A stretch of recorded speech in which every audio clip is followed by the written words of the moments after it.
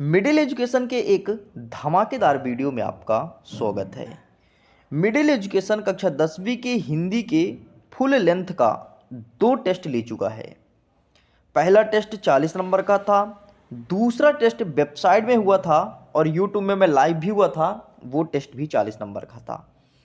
अब आपके सामने मैं तीसरा टेस्ट लेने जा रहा हूं जो कि 40 नंबर का है। मतलब अगर आप इन तीनों टेस्ट को अच्छे से सॉल्व करते हो तो 120 नंबर आपका फिक्स हो चुका है। और इन सभी टेस्ट में फालतू के क्वेश्चंस नहीं डाले गए हैं, उन्हीं क्वेश्चंस को कवर किया गया है जो आपके प्रीवियस ईयर में पूछा जा चुका है। अगर आप इस फुल लेंथ टेस्ट को देना चाहते हैं तो मेरे साथ आप सभी क्वेश्चंस को अटेम्प्ट कीजिएगा और आपका लास्ट में कितना स्कोर आता है 40 में मुझे ज़रूर बताइएगा। अगर कोई स्टूडेंट 40 में से आसानी से 35 नंबर से ऊपर लेकर के आता है तो समझिए आपकी तैयारी बेहतर है और एग्ज़ाम में अच्छा मार्क्स गेन करोगे। इतना ही नहीं, अगर आप इस टेस्ट को स्वयं देना चाहते हो तो लिंक डिस्क्रिप्शन बॉक्स में है, टच कीजिए और जा कर के हिंदी के फुल लेंथ टेस्ट का टेस्ट नंबर सेकंड पर क्लिक करके आप टेस्ट को दे सकते हैं।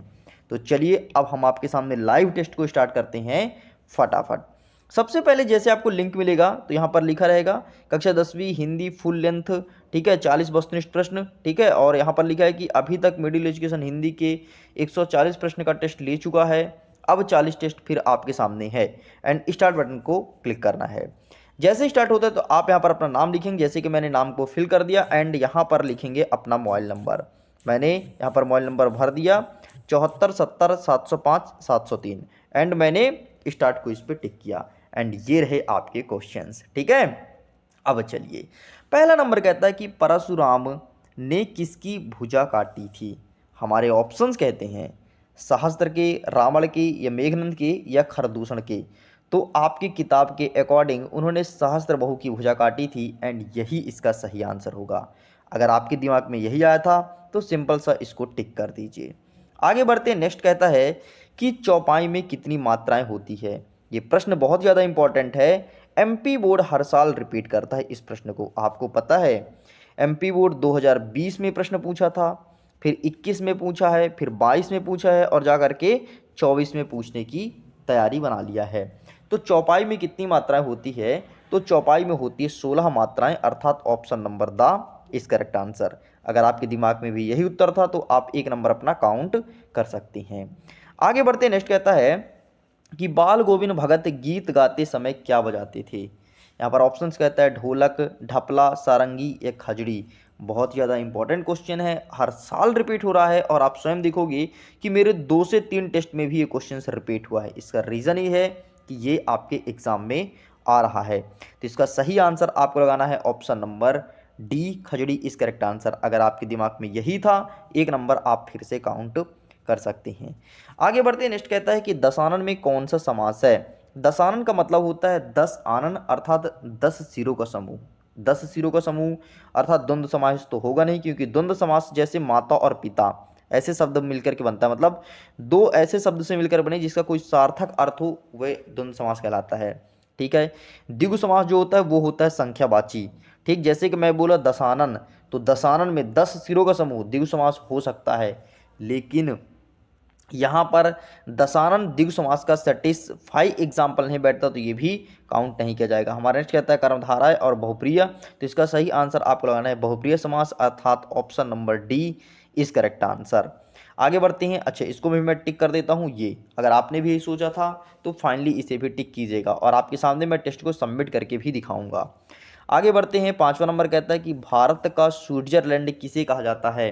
हमारा ऑप्शंस कहता है काटाओं को, खेटुम को या फिर थुमयंग को या लायुंग को। तो इसका सही आंसर आपको लगाना है ऑप्शन नंबर ए इस करेक्ट आंसर, ठीक है। अगर आपने यही सोचा था तो फाइनली आप एक नंबर पे टिक कर सकते हैं। Okay, got it. आगे बढ़ते हैं, नेक्स्ट हमारा 6वां नंबर कहता है प्रयोगवादी कविता के प्रवर्तक कौन है। प्रवर्तक का मतलब ये है कि किन्होंने प्रयोगवादी कविताओं का स्टार्ट किया था। हमारे ऑप्शंस कहता है तुलसीदास जी, अज्ञेय, महावीर प्रसाद द्विवेदी या भारतेंदु हरिश्चंद्र। तो इसका सही आंसर आपको लगाना है ऑप्शन नंबर सेकंड, अज्ञेय इस करेक्ट आंसर। इन्हें प्रयोगवादी कविता के प्रवर्तक माना जाता है, मतलब इन्होंने ही स्टार्ट किया था। नेक्स्ट कहता है कि छंद कितने प्रकार का होता है। आप सबको पता है कि छंद होता है दो प्रकार का। पहला होता है मात्रिक छंद और दूसरा होता है वर्णिक छंद। मात्रिक छंद में मात्राओं की गणना की जाती है, वर्णिक छंद में वर्णों की गणना की जाती है। और दोहा, चौपाई, सोरठा, रोला, उलाला, ये सब इन्हीं छंद के प्रकार हैं, ये मात्रिक और वर्णिक के। लेकिन हमसे प्रश्न में सिंपल सा पूछा है कि छंद कितने प्रकार के होते हैं, तो दो प्रकार के होते हैं, तो हमने दो पे टिक कर दिया। नेक्स्ट कहता है वीर रस का स्थायी भाव क्या है। सबसे पहले रस से संबंधित एक चीज़ ध्यान रखना। अभी मैं बार बार बोल रहा हूँ, मैंने टॉपर सीरीज के दौरान भी इस चीज़ का उल्लेख किया था कि अगर तुमको सभी रस का स्थायी भाव नहीं पता है तो स्थायी भाव पता होना चाहिए। एक नंबर का एक प्रश्न पूछा जाएगा और 2 नंबर का रस का परिभाषा विथ एग्जाम्पल पूछा जाएगा। रस का परिभाषा कैसे लिखेंगे, सा हृदय के हृदय में स्थित कोई भी रस हो, एक सिंपल सा परिभाषा बताऊंगा। सपोज करते हैं कि हम श्रृंगार का बता रहे हैं, ठीक है। पहले श्रृंगार का होता है क्या, रति। अब देखो इसका कैसे लिखोगे, तो सा हृदय के हृदय में स्थित रति नामक स्थायी भाव, जब विभव अनुभव संचारी भाव से संयोग होता है वहाँ श्रृंगार रस कहलाता है। ठीक, चलो तो ये तो मैंने श्रृंगार का बता दिया। अब हम यहीं पर दूसरा बता देते हैं। आपका वीर वाला है, तो वीर का स्थायी भाव होगा उत्साह, ठीक है। अब देखो, तो मैंने यहाँ पर अगेन डेफिनेशन आपको बताना स्टार्ट किया। सा हृदय के हृदय में स्थित उत्साह नामक स्थायी भाव, जब विभव अनुभव और संचारी भाव संयोग होता है वहाँ पर वीर रस कहलाता है।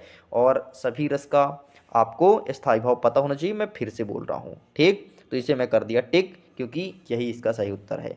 अच्छा, रति किसका है, तो रति आपका श्रृंगार का है, शोक किसका है, कणु का है, और वात्सल्य किसका है, वत्सल्य का है। ये चीज़ भी ध्यान रखना।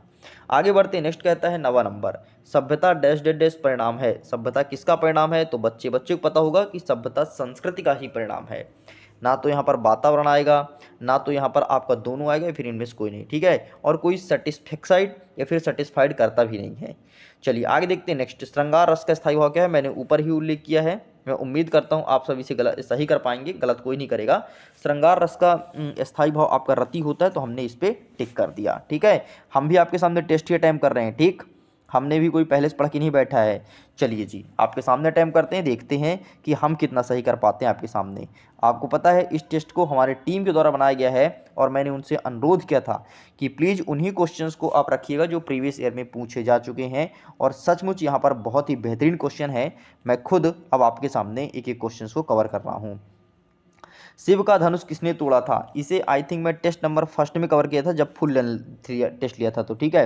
रावण ने तोड़ा था, राम ने तोड़ा था, विभीषण ने, और इनमें से कोई नहीं। तो इसका सही आंसर क्या हो जाएगा, शिव का धनुष तोड़ने वाले भगवान श्री राम थे। और जैसे ही श्री राम ने शिव के धनुष को तोड़े थे, तो परशुराम उठ करके दौड़े चले आए थे कि किसकी इतनी हिम्मत हुई कि श्री राम शिव के धनुष को तोड़ा। तो फिर लक्ष्मण बोलते हैं कि मेरे भैया ने तोड़ा है, थोड़ी शांति से रहो, है ना, हिसाब से रहो, नहीं तो फिर गड़बड़ हो जाएगा, ठीक है। क्योंकि पता था भाई परशुराम को कि स्वयं भगवान ही तोड़ सकता था, और बहुत क्रोधित थे, कौन, परशुराम जी। चलिए आगे बढ़ते हैं। नेक्स्ट क्या कहता है, राम क्या कर रहा है, किस प्रकार का वाक्य है। हमें वाक्य पहचानना है कि राम आखिरकार कर क्या रहा है ना। राम क्या कर रहा है, आज्ञावाचक वाक्य। आज्ञावाचक वाक्य होता तो हम बोलते अरे राम पानी लेकर के आओ, राम तुम यहाँ से जाओ, ये सब आज्ञावाचक वाक्य होता है। प्रश्नवाचक वाक्य, राम क्या कर रहा है, बिल्कुल हो सकता है। तो इसका सही आंसर आपको लगाना है प्रश्नवाचक वाक्य, अर्थात ऑप्शन नंबर बा इस करेक्ट आंसर। नेक्स्ट कहता है गंतोक का अर्थ क्या होता है। इसको मैंने पहले ही कवर किया था कि गंतोक का मतलब पहाड़ होता है, और यही इसका सही उत्तर है। तो आपको लगाना है पहाड़, अर्थात ऑप्शन नंबर सेकंड। आगे बढ़ते हैं। नेक्स्ट कहता है तुलसीदास जी की रचना है। तुलसीदास जी की रचना कौन कौन सी है, ठीक है। यहाँ पर रामचरितमानस दिया है, रामचंद्रिका दिया है, प्रेम पच्चीसी दिया है, रामविलासा। तो इसका सही आंसर लगाना है आपको ऑप्शन नंबर आर, रामचंद्रिका इस करेक्ट आंसर, सॉरी रामचरितमानस इस करेक्ट आंसर। रामचंद्रिका नहीं है, रामचरितमानस है, ठीक। अगर आपने यही लगाया तो फाइनली ये तुम्हारा सही हो चुका है। आगे बढ़ते हैं। नेक्स्ट, दंतुरित मुस्कान किस कवि की रचना है। दंतुरित मुस्कान, ठीक है, बच्चों की दंतुरित रूपी मुस्कान की बात कर रहा है। ऑप्शंस कहता है जयशंकर प्रसाद, नागार्जुन, मंगलेश डबराल जी, या फिर Suryakant Tripathi Nirala. Exam point of view से इस बार आपके एग्जाम में आएगा मंगलेश डबराल। इन्हें अच्छे से पढ़ना है आपको, इस चीज़ को ध्यान रखिएगा, ठीक है। इन्हीं के बारे में लेखक परिचय देखने को मिलेगा, ठीक। लो मैं लिख दिया, मतलब यही आएगा। अब आपके ऊपर है पढ़ना है नहीं पढ़ना है, मज़ा लेना है, स्किप करके जाना है, बाकी मैंने बता दिया जो तुम्हारे एग्जाम में देखने को मिलेगा। फाइनली दंतुरित मुस्कान का सही आंसर आपको नागार्जुन पे टिक करना है। Got it. इस प्रकार से अगर आपने अभी तक 15 में से 15 नंबर पाया है, तो आप एकदम एक्टिव हो जाइए और प्रयास करिएगा कि एक भी गलत ना हो। अगर आपके एक दो प्रश्न अभी गलत हो चुके हैं तो देखो यार, तुम अब बताओ, जब तुम्हारे 15 में एक दो गलत हो चुके हैं मतलब तुम्हारी कंडीशन गड़बड़ हो रही है। लेकिन धैर्य रखो, इन सभी प्रश्नों को अच्छे से रिवाइज कर लेना, डेफिनेटली एग्ज़ाम बहुत अच्छा आएगा। अरे टेंशन मत लो यार, हिंदी के लिए तो मैं जब से लगा हुआ हूँ, ठीक है, तुम्हारा हिंदी का एग्ज़ाम बहुत अच्छा है। बाकी कुछ चीज़ और बाकी है, वो सब भी हम आपको दिखा देंगे। चलिए नेक्स्ट कहता है एक ही शब्द की एक से अधिक बार की आवृत्ति वह कौन सा अलंकार कहलाती है। तो जब एक ही शब्द की एक से अधिक बार आवृत्ति हो तो यहाँ पर सिंपल सा आपको लगाना है पुनरुक्त प्रकाश अलंकार, अर्थात आपका ऑप्शन नंबर सा या थर्ड इस करेक्ट आंसर हो जाएगा। ठीक, तो इसका सही आंसर आपको ये लगा देना है। आगे बढ़ते हैं, नेक्स्ट कहता है कि एक से अधिक अर्थ देने वाले शब्द को क्या कहते हैं। जो एक से अधिक अर्थ दे, तो बच्चे को पता है विपरार्थ तो बोलेंगे नहीं कि विपरार्थ मतलब तो उल्टा होता है, ठीक है, ये तो होगा नहीं। एकार्थी मतलब जो एक अर्थ दे, लेकिन हमारे प्रश्न बोला एक से अधिक अर्थ दे। विलोम मतलब उल्टा होता है, और अनेकार्थी, तो इसका सही आंसर हो जाएगा बेटा आपका अनेकार्थी, अर्थात option number D is correct answer. आगे बढ़ते हैं, नेक्स्ट कहता है कि मैं क्यों लिखता हूँ कि लेखक का नाम क्या है। मैं क्यों लिखता हूँ, है ना भैया, तो बोल दो आप ना लिखिए, है ना। फाइनली इसके लेखक का नाम पूछा है तो लेखक का नाम बता देते हैं। यहाँ पर अज्ञेय सही उत्तर हो जाएगा। मैं क्यों लिखता हूँ, लेखक का नाम अज्ञेय है। देखो कंफ्यूज मत होना, अज्ञेय एक वर्ड है, दूसरा वर्ड है अज्ञात, ठीक, दोनों शब्द तुम पढ़े होगे हिंदी में। तो अज्ञेय एक लेखक का नाम है, लेकिन अज्ञात का मतलब होता है जब कोई कथन किसी ने लिख दिया है और जिसको पता ही नहीं कि लिखा कौन है, उसे कहते हैं अज्ञात। ठीक है जी, चलिए आगे बढ़ते हैं। नेक्स्ट कहता है हमारा 19वां नंबर, आधुनिक काल का प्रारंभ किस सन से माना जाता है। तो इसका सही आंसर लगाना है आपको 1843, ठीक है, 1843 इस करेक्ट आंसर। और इस टेस्ट को जिस प्रकार से मैं दे रहा हूँ आपके सामने उसी प्रकार से देना चाहते हो तो लिंक डिस्क्रिप्शन बॉक्स में है, चेकआउट कीजिए और उस टेस्ट को अटैम्प्ट कीजिए। तो 19 में अभी तक आपने कितना सही किया, एक एक चीज़ ध्यान रखिएगा, जब वीडियो एंड होगा तो कमेंट सेक्शन में लिख करके जरूर बताना। चलिए नेक्स्ट क्वेश्चन कहता है कि महावीर प्रसाद कवि हैं। महावीर प्रसाद मिश्र कवि हैं। एक सेकंड, ये क्वेश्चन में कुछ महावीर प्रसाद मिश्र, अच्छा उनका नाम है महावीर प्रसाद मिश्र कवि हैं, ठीक है, कहानी के, उपन्यास के, या फिर नई कविता के, या आत्मकथा के। तो महावीर प्रसाद द्विवेदी जी, ठीक है, महावीर प्रसाद द्विवेदी, इनके नाम में गलती है भाई, मिश्र वो है नहीं, द्विवेदी हैं, ये प्रिंट मिस्टेक हो गया है, तो इस चीज़ को गलती अवॉइड कीजिएगा, महावीर प्रसाद। ठीक, चलिए, तो ये वर्तमान में नई कविता कवि हैं, तो इसका सही आंसर आपको यही लगाना है। नेक्स्ट कहता है 21 नंबर, बात को आवश्यकता से अधिक बढ़ा चढ़ाकर करना क्या कहलाता है। जब कोई बात को हम बढ़ा चढ़ाकर कहते हैं उसे कहते हैं अतिशयोक्ति अलंकार, ठीक है, कोई चीज़ को बढ़ा चढ़ा करके बोलना अतिशयोक्ति अलंकार कहलाता है। जैसे हम कह रहे हैं कि हनुमान की पूंछ में लगन न पाई आग, लंका सारी जर गए, गए निशाचर भाग, मतलब हमने किसी चीज़ का वर्णन बहुत ज़्यादा बढ़ा चढ़ा करके किया है। ठीक है, आगे बढ़ते, नेक्स्ट कहता है जो ईश्वर पर विश्वास रखता हो उसे क्या कहते हैं। देखो भाई साहब, जो ईश्वर पर विश्वास नहीं रखता उसे कहते हैं नास्तिक। हमारे प्रश्न में पूछा जो विश्वास रखता है उसे कहेंगे आस्तिक, अर्थात ऑप्शन नंबर सेकंड सही उत्तर हो जाएगा। आगे बढ़ते, नेक्स्ट कहता है उत्साह कविता में कवि का नाम क्या कहता है, उत्साह कविता में कवि का नाम क्या क्या नाम था, ठीक है, नाम बताना है। तो हमारे ऑप्शंस कहते हैं भारतेंदु हरिश्चंद्र, सूर्यकांत त्रिपाठी, निराला, हजारी प्रसाद द्विवेदी, या फिर अज्ञेय। ठीक है, यहाँ पर आगे लिखा है, अज्ञेय होना चाहिए, तो इसका सही आंसर आपको लिखना है सूर्यकांत त्रिपाठी, निराला इस करेक्ट आंसर, यही इनका सही उत्तर हो जाएगा। नेक्स्ट कहता है क्रिया की विशेषता का बोध कराने वाले शब्द को क्या कहते हैं। अरे यार, क्रिया की विशेषता बताएगा तो क्रिया विशेषण कहलाएगा ना, तो इसका सही आंसर आपका क्रिया विशेषण हो जाएगा, अर्थात option number second is correct answer. आगे बढ़ते हैं, नेक्स्ट कहता है रीतिकाल काव्य की विशेषताएं कौन कौन सी हैं। वैसे तो रीतिकाल में कई सारी कविताएं लिखी गई हैं, लेकिन आपको पता है रीतिकाल में जितनी भी कविता लिखते थे वो श्रृंगार प्रधान होती थी, नवीन खोजों के आधार पर होती थी, आडंबर रहित होती थी, इस चीज़ को ध्यान रखना। तो इसका सही आंसर लगाना है श्रृंगार वर्णन, अर्थात option number first is correct answer. आगे बढ़ते हैं, नेक्स्ट कहता है आत्मकथ्य के कवि हैं। आत्मकथ्य के कवि कौन है, कवि को पहचानना है। हमारे ऑप्शंस कहते हैं सुमित्रा नंदन पंत, जयशंकर प्रसाद जी, सूर्यकांत त्रिपाठी निराला जी, या गिरजा कुमार माथुर। तो इसका सही आंसर आपको लगाना है option number second, Jaishankar Prasad is correct answer. चलिए आगे बढ़ते नेक्स्ट कहता है कि हिंदी का सर्वाधिक लोकप्रिय महाकाव्य कौन सा है। वैसे तो यहाँ पर जितने महाकाव्य हैं सभी फेमस हैं, लेकिन सर्वाधिक लोकप्रिय कौन है, तो इसका सही आंसर लगाना है ऑप्शन नंबर आ, रामचरितमानस इस करेक्ट आंसर, जिसके रचयिता तुलसीदास जी हैं। तुलसीदास, ठीक, तुलसीदास जी रामचरितमानस को लिखे हैं, इस चीज़ को ध्यान रखिएगा। तो हमने यहाँ पर टिक कर दिया। आगे बढ़ते हैं, हमारा नेक्स्ट क्वेश्चन कहता है प्रश्न क्रमांक 28, दूध का दूध पानी का पानी होने का क्या अर्थ है। इसका मतलब ये नहीं है कि दूध दूध तुम अलग पी जाओ और पानी पानी अलग पी जाओ, ठीक है। स्वस्थ होना हो जाएगा भला करना, सही न्याय करना या बंटवारा करना। तो इसका सही आंसर होगा सही न्याय करना, मतलब दूध का दूध और पानी का पानी। आपको पता है कि अगर आप दूध और पानी को मिला करके और हंस को दे दो, हंस को, तो हंस क्या करेगा, दूध दूध पी जाएगा और पानी तुम्हारा छोड़ देगा। हंस इतना अच्छा चीज़ों को परख लेता है, चीज़ मतलब दूध और पानी उसको परखता है, किसी को नहीं, ठीक है। मतलब ये गुण उसमें विद्वान है। तो कभी तुम्हारे यहाँ दूध वाला आए और लुटाई करे तो तुम बता देने भैया तुमने पानी मिलाया है, बोले नहीं मिलाया, बोले रुको हम लेके आ रहे हैं हंस को, फिर हम चेक करवाएंगे तुमने कितनी पानी मिला के रखी, कितनी नहीं मिलाई है। चलिए, तो 28 तक कंप्लीट होते हैं।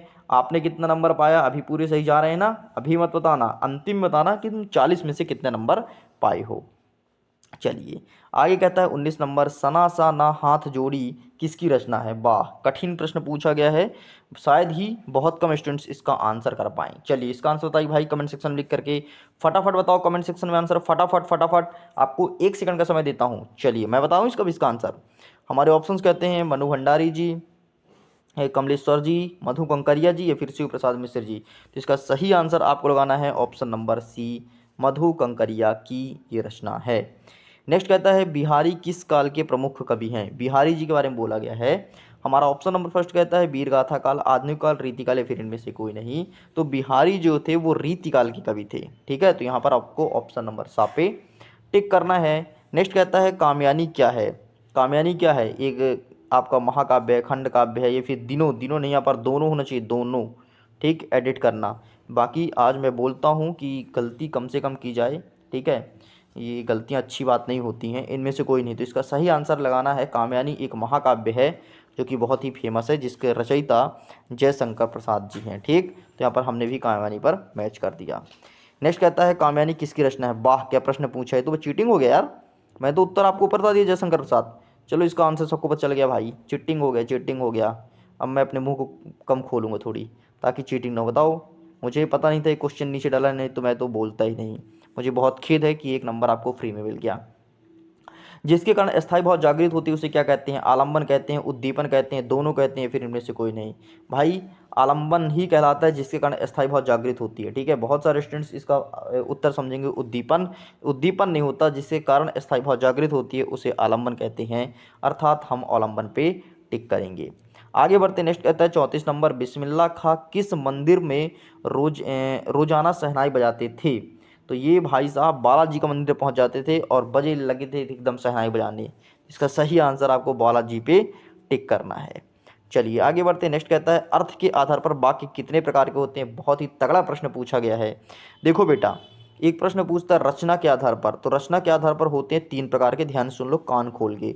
और अर्थ के आधार पर कितने प्रकार का होता है, तो अर्थ के आधार पर होते हैं 8 प्रकार के, ठीक है। गलत मत करना। वैसे इसमें मैं 3 ऑप्शन डलवाया नहीं हूँ, अगर 3 ऑप्शन डलवा देता तो डेफिनेटली बच्चे गलत करते, होशियारी के मारे वो 3 पे ही लगाते। आप ध्यान रखना ये 8 प्रकार के होते हैं, तो हमको यहाँ पे टिक करना है। बहुत सारे स्टूडेंट्स गलत करेंगे, ठीक है। काव्य की आत्मा किसे कहते हैं, तो काव्य की सोहर अनिल तत्व को रस कहते हैं। सॉरी, काव्य की आत्मा किसे कहते हैं, आत्मा कहा गया है रस को भाई साहब, ठीक है। काव्य की आत्मा रस कहलाता है, लेकिन काव्य की जो सोह बढ़ाते हैं उसे कहते हैं अलंकार, ठीक। यहाँ पर गलत लिखा है, ठीक है। अलंकार में छोटा आ होना चाहिए, कोई बात नहीं, आप लोग ध्यान देना, है ना, आप समझ रहे हो ना। तो काव्य की आत्मा जो है वो रस कहलाती है, अर्थात आपको रस मैच करना है, अलंकार मत लगाना। नेक्स्ट कहता है एक कहानी यह भी के रचनाकार कौन है। एक कहानी यह भी के रचनाकार कौन है। हमारे ऑप्शंस कहते हैं विश्वनाथ, मनु भंडारी, हजारी प्रसाद द्विवेदी, यशपाल। तो इसका आंसर बच्चे को पता होगा कि इसके रचनाकार मनु भंडारी जी हैं, अर्थात ऑप्शन नंबर बा पे मैच करना है। चलिए 3 प्रश्न और बचा है। मेरे द्वारा पुस्तक पढ़ी जा रही है में कौन सा वाक्य होगा। मेरे द्वारा पुस्तक पढ़ी जा रही है, इसमें हमारे ऑप्शंस कहते हैं आपके कृतवाच्य, कर्मवाच्य, दोनों या फिर इनमें से कोई नहीं। तो मेरे द्वारा पुस्तक पढ़ी जा रही है, ये कर्मवाच्य है क्योंकि मैं एक कर्म कर रहा हूँ। जैसे मैं बोल रहा हूँ कि मेरे द्वारा मिडिल एजुकेशन के लिए वीडियो बनाई जा रही है, ये कर्मवाच्य है। ठीक, चलिए बेटा आगे बढ़ते हैं। यथाशक्ति में कौन सा समास होगा? यथाशक्ति मतलब शक्ति के अनुसार, अर्थात अव्ययभाव समास। ये कहाँ पे है? ये रहा ऑप्शन नंबर डी में। ये ना तो आपका कर्मधारय होगा, ना तो बहुब्रीहि होगा, ना तो द्विगु होगा, ये होगा अव्ययभाव समास। यथाशक्ति का समास विग्रह होगा शक्ति के अनुसार। देखो आपको अगर समास पहचानना है ना तो आपसे समास से विग्रह बनना चाहिए, अगर बनेगा तभी जाकर के आप समास को पहचान पाएंगे। चलिए भाई अंतिम प्रश्न धमाका मचाने वाला, सही करिए गलत मत करिएगा, ठीक है। ये रहा आपके सामने 40वां प्रश्न। सीता के विवाह के स्वयंवर में शर्तें रखी गई थी, कौन कौन शर्तें रखी गई थी? रूपवान वर चाहिए, या मल्ल युद्ध जीतने वाला चाहिए, शिव धनुष को तोड़ने वाला, या फिर उनमें से कोई नहीं। तो ये वरदान रखे थे कि जो इस रखी हुई शिव धनुष को तोड़ देगा, ठीक है। शिव धनुष बहुत अच्छा त्रेस था। अरे एक सेकंड में शिव धनुष बनाने का प्रयास करता हूँ। ये फिर ये ऐसा, और इसमें लगा था आपका तमंचा, तमंचा लगा था काला कलर का। ठीक, काला कहाँ गया भाई? ये लगा था तमंचा काला कलर का, ठीक है, देख लेना। मतलब ऐसे शिव धनुष था, और शिव धनुष को भगवान श्री राम ने तोड़ा था, तब जाकर के परशुराम को क्रोधित हुए थे। तो इसका सही आंसर होगा शिव धनुष को तोड़ने वाला। तो इस प्रकार से सारे सारे क्वेश्चंस अटेम्प्ट करने के बाद नेक्स्ट प्रोसेस में आपको करना क्या है? सिंपल सा ये सबमिट बटन दिखेगा, सबमिट में आपको टैब करना है, आपका टेस्ट हो जाएगा सबमिट। अभी मैं आपके सामने सबमिट करके भी टेस्ट को दिखाऊंगा, ठीक है। उसके लिए मुझे इंटरनेट की सेवाएं उपलब्ध करानी पड़ेगी। तो अभी मैं इंटरनेट ऑन करता हूं और टेस्ट को सबमिट करके तुम्हारे समक्ष दिखाता हूं। चलिए, तो हमारे द्वारा इंटरनेट सेवा ऑन कर दी गई है। अब हम टेस्ट को करते हैं यहाँ पर सबमिट बटन पे टैब, एंड फाइनली हमारा टेस्ट सबमिट हो चुका है।